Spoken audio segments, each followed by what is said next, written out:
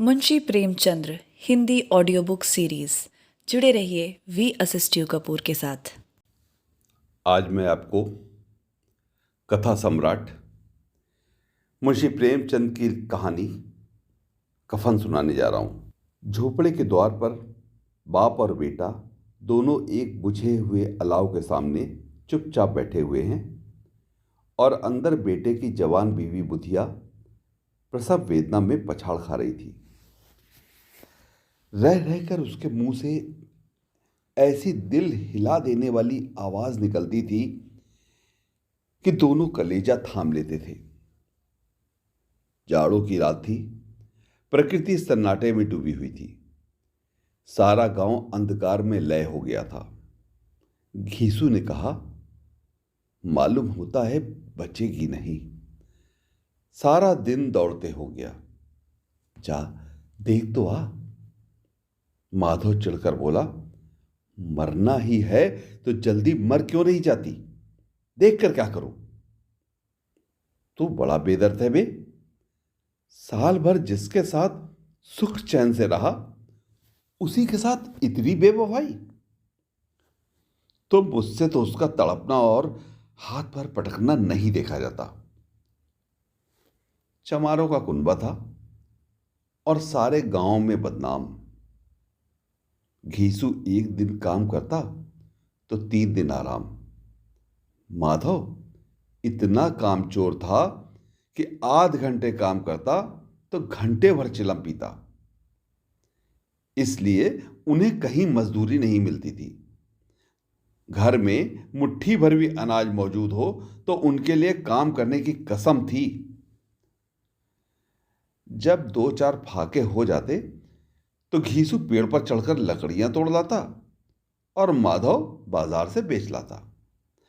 और जब तक वो पैसे रहते दोनों इधर उधर मारे मारे फिरते। जब फाके की नौबत आती तो फिर लकड़ियां तोड़ते या मजदूरी तलाश करते। गांव में काम की कमी न थी। किसानों का गांव था। मेहनती आदमी के लिए 50 काम थे। मगर इन दोनों को उसी वक्त बुलाते जब 2 आदमियों से एक का काम पाकर भी संतोष कर लेने के सिवा और कोई चारा ना होता। अगर दोनों साधु होते तो उन्हें संतोष और धैर्य के लिए संयम और नियम की जरूरत ना होती। ये तो इनकी प्रकृति थी। विचित्र जीवन था इनका। घर में मिट्टी के 2-4 बर्तन के सिवा कोई संपत्ति नहीं। फटे चीथड़ों से अपनी नग्नता को ढाके हुए जिए जाते थे। संसार की चिंताओं से मुक्त, कर्ज से लदे हुए, गालियां भी खाते, मार भी खाते, मगर कोई गम नहीं। दीन इतने कि वसूली की बिल्कुल आशा न रहने पर भी लोग इन्हें कुछ न कुछ कर्ज दे ही देते थे।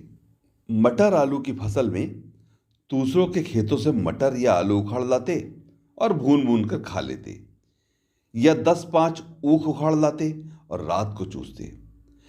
घीसू ने इसी आकाश वृत्ति से 60 साल की उम्र काट दी। और माधव भी सपूत बेटे की तरह बाप ही के पद चिन्हों पर चल रहा था, बल्कि उसका नाम और उजागर कर रहा था। इस वक्त दोनों अलाव के सामने बैठकर आलू भून रहे थे, जो कि किसी के खेत से खोद कर लाए थे। घीसू की स्त्री का तो बहुत दिन हुए देहांत हो गया था।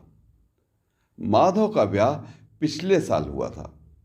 जब से यह औरत आई थी उसने इस खानदान में व्यवस्था की नींव डाली थी और इन बेगैरतों का दोचक भरती रहती थी। जब से वो आई ये दोनों और भी आराम तलब हो गए थे, बल्कि कुछ अकड़ने भी लगे थे। कोई कार्य करने को बुलाता तो निर्व्याज भाव से दुगनी मजदूरी मांगते। वही औरत आज प्रसव वेदना से मर रही थी और ये दोनों शायद इसी इंतजार में थे कि वो मर जाए तो आराम से सोए। घीसू ने आलू निकालकर छीलते हुए कहा, जाकर देख तो क्या दशा है उसकी। चुड़ैल का फिसाद होगा और क्या। यहां तो ओझा भी 1 रुपया मांगता है। माधव को भय था कि वो कोठरी में गया तो घीसू आलूओं का बड़ा भाग साफ कर देगा। मुझे वहां जाते हुए डर लगता है। डर किस बात का है? मैं तो यहां हूं ही। तो तुम ही जाकर देखो ना।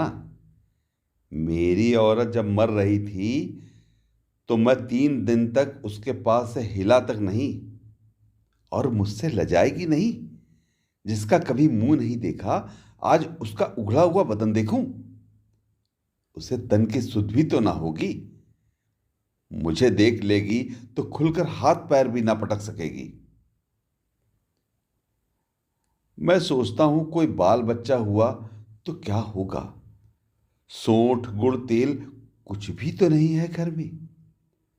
सब कुछ आ जाएगा, भगवान दे तो। जो लोग अभी पैसा नहीं दे रहे हैं वे ही कल बुलाकर रुपए देंगे। मेरे 9 लड़के हुए, घर में कभी कुछ न था, मगर भगवान ने किसी न किसी तरह बेड़ा पार ही लगाया। जिस समाज में रात दिन मेहनत करने वालों की हालत उनकी हालत से कुछ अच्छी न थी, और किसानों के मुकाबले में वे लोग जो किसानों की दुर्बलताओं से लाभ उठाना जानते थे कहीं ज्यादा संपन्न थे, वहां इस तरह की मनोवृत्ति पैदा हो जाना कोई अचरज की बात न थी। हम तो यही कहेंगे, घीसू किसानों से कहीं ज्यादा विचारवान था और किसानों के विचार शून्य समूह में शामिल होने के बदले बैठकबाजों की कुत्सित मंडली में जा मिला था। हाँ, उसमें यह शक्ति न थी कि बैठकबाजों के नियम और नीति का पालन करता। इसलिए जहां उसकी मंडली के लोग गांव के सरगना और मुखिया बने हुए थे, उस पर सारा गांव उंगली उठाता था। फिर भी उसे यह तस्कीन तो था ही कि अगर वो फटे हाल है तो कम से कम उसे किसानों की सी जी तोड़ मेहनत तो नहीं करनी पड़ती।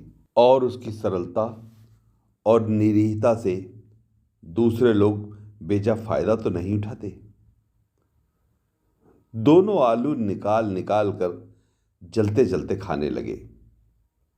कल से कुछ नहीं खाया था, इतना सब्र न था कि उन्हें ठंडा हो जाने दे। कई बार दोनों की जवानें जल गईं। छिल जाने पर आलू का बाहरी हिस्सा बहुत ज्यादा गर्म मालूम होता था, लेकिन दांतों के तले पड़ते ही अंदर का हिस्सा जवान, हलक और तालू को जला देता था। और उस अंगारे को मुंह में रखने से ज्यादा खैरियत इसी में थी कि वो अंदर पहुंच जाए। वहां उसे ठंडा करने के लिए काफी सामान थे, इसलिए दोनों जल्दी जल्दी निकल जाते। हालांकि इस कोशिश में उनकी आंखों से आंसू निकल आते थे। घीसू को उस वक्त ठाकुर की बारात याद आई, जिसमें 20 साल पहले वो गया था। उस दावत में उसे जो तृप्ति मिली थी वो उसके जीवन में एक याद रखने लायक बात थी, और आज भी उसकी याद ताजा थी। बोला, वो भोज नहीं भूलता। तब से फिर उस तरह का खाना और भरपेट नहीं मिला। लड़की वालों ने सबको भरपेट पूड़ियां खिलाई थी। सबको, छोटे बड़े सबने पूड़ियां खाई, और असली घी की। चटनी, रायता, 3 तरह के सूखे साग, एक रसेदार तरकारी, दही, रायता। अब क्या बताऊं, उस भोज में क्या स्वाद मिला। कोई रोक टोक नहीं थी। जो चाहो खाओ, मांगो जितना चाहो। लोगों ने ऐसा खाया कि किसी से पानी ना पिया गया। मगर परोसने वाले हैं कि पत्तल में गरम गरम गोल गोल सुवासित कचौड़ियां डाल देते हैं। मना करते हैं कि नहीं चाहिए। पत्तल पर हाथ से रोके हुए हैं, मगर वो हैं कि दिए जाते हैं। और जब सबने मुंह धो लिया तो पान इलायची भी मिली, मगर मुझे पान लेने की सुध कहाँ थी। खड़ा हुआ ना जाता था। चटपट जाकर अपने कंबल पर लेट गया। ऐसा दिल दरियाव था वो ठाकुर। माधव ने इन पदार्थों का मन ही मन मजा लेते हुए कहा, अब हमें कोई ऐसा भोज नहीं खिलाता। अब कोई क्या खिलाएगा? वो जमाना दूसरा था। अब तो सबको किफायती सूझती है। शादी ब्याह में खर्च मत करो, क्रियाकर्म में मत खर्च करो। पूछो गरीब का माल बटोर बटोर कर कहाँ रखोगे? बटोरने में कमी नहीं, हाँ खर्च में किफायत सूझती है। तुमने एक 20 पूरियां खाई होंगी। 20 से ज्यादा खाई थी। मैं 50 खा जाता। 50 से कम मैंने ना खाई होंगी। अच्छा पट्टा था। तू तो मेरा आधा भी नहीं है। आलू खाकर दोनों ने पानी पिया और वहीं अलाव के सामने अपनी धोतियां ओढ़कर पांव पेट में डाले सो रहे, जैसे दो बड़े बड़े अजगर गेंडुलिया मारे पड़े हों। और बुधिया अभी तक करा रही थी। सवेरे माधव ने कोठरी में जाकर देखा तो उसकी स्त्री ठंडी हो गई थी। उसके मुंह पर मक्खियां भिनक रही थी। पथराई हुई आंखें ऊपर टंगी हुई थी। सारी देह धूल से लथपथ हो रही थी। उसके पेट में बच्चा मर गया था। माधव भागा हुआ घीसू के पास आया। फिर दोनों जोर जोर से हाय हाय करने लगे और छाती पीटने लगे। पड़ोस वालों ने ये रोना धोना सुना तो दौड़े हुए आए और पुरानी मर्यादा के अनुसार इन अभागों को समझाने लगे। मगर ज्यादा रोने पीटने का अवसर ना था। कफन और लकड़ी की फिक्र थी। पर घर में तो पैसा इस तरह गायब था जैसे चील के घोंसले से मांस। बाप बेटे रोते हुए गांव के जमींदार के पास गए। वो इन दोनों की सूरत से नफरत करते थे। कई बार इन्हें अपने हाथों से पीट चुके थे, चोरी करने के लिए, वादे पर काम ना आने के लिए। पूछा, क्या है बे घिसुआ, रोता क्यों है? अब तो तू कहीं दिखाई भी नहीं देता। मालूम होता है इस गांव में रहना नहीं चाहता। घीसू ने जमीन पर सिर रखकर आंखों में आंसू भरे हुए कहा, सरकार, बड़ी विपत्ति में हूं। माधव की घरवाली रात को गुजर गई। रात भर तड़पती रही सरकार। हम दोनों उसके सिरहाने बैठे रहे। दवा दारू जो कुछ हो सका सब कुछ किया। मुदा वो हमें दगा दे गई। अब कोई एक रोटी देने वाला भी न रहा। मालिक, तबाह हो गए। घर उजड़ गया। अब आपके सिवा कौन उसकी मिट्टी उठेगी? आपके सिवा किसके द्वार पर जाऊं? जमींदार साहब दयालु थे, मगर घीसू पर दया करना काले कंबल पर रंग चढ़ाना था। जी में तो आया कह दे चल, दूर हो जाए यहां से। यूं तो बुलाने से भी नहीं आता। आज जब गरज पड़ी तो आकर खुशामद करने लगा है। हरामखोर कहीं का, बदमाश। लेकिन यह क्रोध या दंड का अवसर न था। जी में कुड़ते हुए 2 रुपए निकालकर फेंक दिए, मगर सांत्वना का एक शब्द भी मुंह से ना निकाला। उसकी तरफ ताका भी नहीं, जैसे सिर का बोझ उतारा हो। जमींदार साहब ने 2 रुपए दिए तो गांव के बनिए महाजनों को इनकार का साहस कैसे होता? घीसू जमींदार के नाम का ठिठुरा भी खूब पीटना जानता था। किसी ने 2 आने दिए, किसी ने 4 आने। 1 घंटे में घीसू के पास 5 रुपए की अच्छी रकम जमा हो गई। कहीं से अनाज मिल गया, कहीं से लकड़ी। और दोपहर को घीसू और माधव बाजार से कफन लाने चले। इधर लोग बांस काटने लगे। गांव की नरम दिल स्त्रियां आ आकर लाश को देखती थी और उसकी बेकसी पर 2 बूंद आंसू गिराकर चली जाती थी। कैसा बुरा रिवाज है कि जिसे जीते जी तन ढांकने को चीथड़ा भी ना मिले, उसे मरने पर कफन चाहिए। कफन लाश के साथ ही जल जाता है। और क्या रखा रहता है? यही 5 रुपए मिलते तो कुछ दबादारू कर लेते। दोनों एक दूसरे के मन की बात ताड़ रहे थे। बाजार में इधर उधर घूमते रहे। कभी इस बजाज की दुकान पर गए, कभी उसकी दुकान पर। तरह तरह के कपड़े, रेशमी और सूती देखे, मगर कुछ जचा नहीं। यहां तक कि शाम हो गई। तब दोनों ने जाने किस दैवी प्रेरणा से एक मधुशाला के सामने जा पहुंचे और जैसे किसी पूर्व निश्चित योजना से अंदर चले गए। वहां जरा देर तक दोनों असमंजस में खड़े रहे। फिर घीसू ने गद्दी के सामने जाकर कहा, साहू जी, एक बोतल हमें भी देना। इसके बाद कुछ चिखौना आया, तली हुई मछलियां आईं और दोनों बरामदे में बैठकर शांतिपूर्वक पीने लगे। कई कुज्जियां ताबड़ तोड़ पीने के बाद दोनों सरूर में आ गए। घीसू बोला, कफन लगाने से क्या मिलता है? आखिर जल ही तो जाता, कुछ बहू के साथ तो न जाता। माधव आसमान की तरफ देखकर बोला, मानव देवताओं को अपनी निष्पक्षता का साक्षी बना रहा हो। दुनिया का दस्तूर है, लोग नहीं बामनों को हजारों रुपए क्यों दे देते हैं? कौन देखता है परलोक में मिलता है या नहीं। बड़े आदमियों के पास धन है, चाहे फूंके, हमारे पास फूंकने को क्या है? लेकिन लोगों को जवाब क्या दोगे? लोग पूछेंगे नहीं कफन कहाँ है।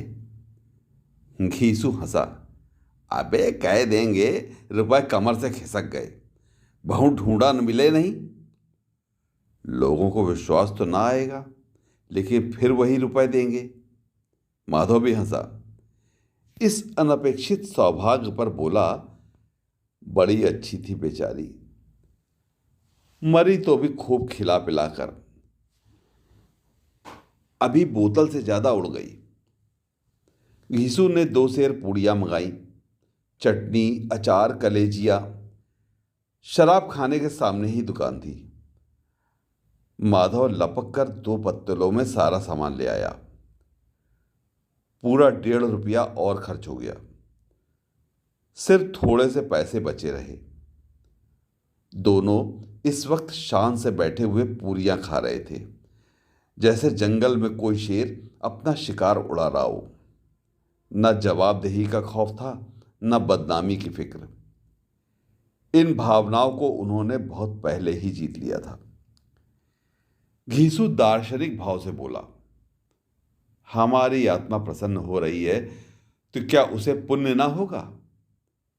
माधव ने श्रद्धा से सिर झुकाकर तस्दीक की, जरूर से जरूर होगा।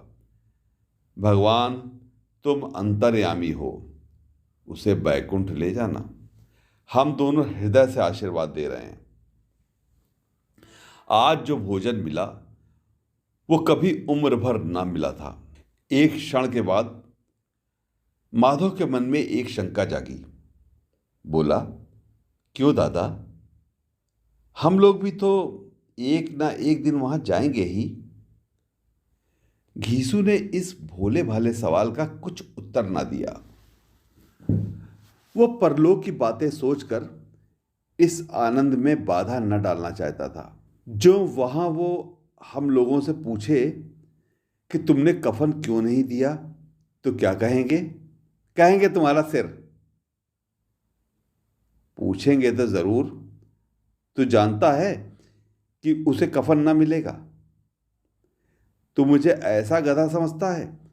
60 साल क्या दुनिया में घास खोदता रहा हूं? उसको कफन मिलेगा और इससे बहुत अच्छा मिलेगा। माधव को विश्वास ना आया। बोला, कौन देगा? रुपए तो तुमने चट कर दिए। वो तो मुझसे पूछेगी, उसकी मांग में सिंदूर तो मैंने ही डाला था। घीसू गर्म होकर बोला, मैं कहता हूं उसे कफन मिलेगा, तू मानता क्यों नहीं? कौन देगा, बताते क्यों नहीं? वही लोग देंगे जिन्होंने इस बार दिया। हाँ, अब की रुपए तुम्हारे हाथ ना आएंगे। ज्यों ज्यों अंधेरा बढ़ता जाता था, सितारों की चमक तेज होती जाती थी। मधुशाला की रौनक भी बढ़ती जाती थी।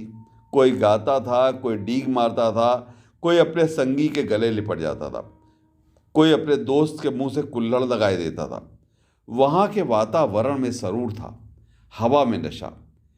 कितने तो यहां आकर एक चुल्लू में मस्त हो जाते थे। शराब से ज्यादा वहां की हवा उन पर नशा करती थी, जीवन की बाधाएं खींच लेती थी। और कुछ देर के लिए वो भूल जाते थे कि वो जीते हैं या मरते हैं, या न जीते हैं न मरते हैं। ये दोनों बाप बेटा अब भी मजे ले लेकर चुस्कियां ले रहे थे। सबकी निगाहें इनकी ओर जमी हुई थी। दोनों कितने भाग्य के बली हैं। पूरी बोतल बीच में है। भर पेट खाकर माधव ने बची हुई पूरियों का पत्तल उठाकर एक भिखारी को दे दिया, जो खड़ा इनकी ओर भूखी आंखों से देख रहा था। और देने के गौरव, आनंद और उल्लास का उसने अपने जीवन में पहली बार अनुभव किया। घीसू ने कहा, ले जा, खूब खा और आशीर्वाद दे। जिसकी कमाई है वो तो मर गई, पर तेरा आशीर्वाद उसे जरूर पहुंचेगा। रोए रोए से आशीर्वाद दे, बड़ी गाढ़ी कमाई के पैसे हैं। माधव ने फिर आसमान की तरफ देखकर कहा, वो वैकुंठ में जाएगी दादा, वो वैकुंठ की रानी बनेगी। घीसू खड़ा हो गया और जैसे उल्लास की लहरों से तैरता हुआ बोला, हाँ बेटा, वैकुंठ में जाएगी। किसी को सताया नहीं, किसी को दबाया नहीं। मरते मरते हमारी जिंदगी को सबसे बड़ी लालसा पूरी कर गई। वो ना वैकुंठ में जाएगी तो क्या ये मोटे मोटे लोग जाएंगे, जो गरीबों को दोनों हाथों से लूटते हैं और अपने पाप धोने के लिए गंगा में नहाते हैं और मंदिरों में जल चढ़ाते हैं। श्रद्धालुता का ये रंग तुरंत ही बदल गया। अस्थिरता नशे की खासियत है। दुख और निराशा का दौरा हुआ।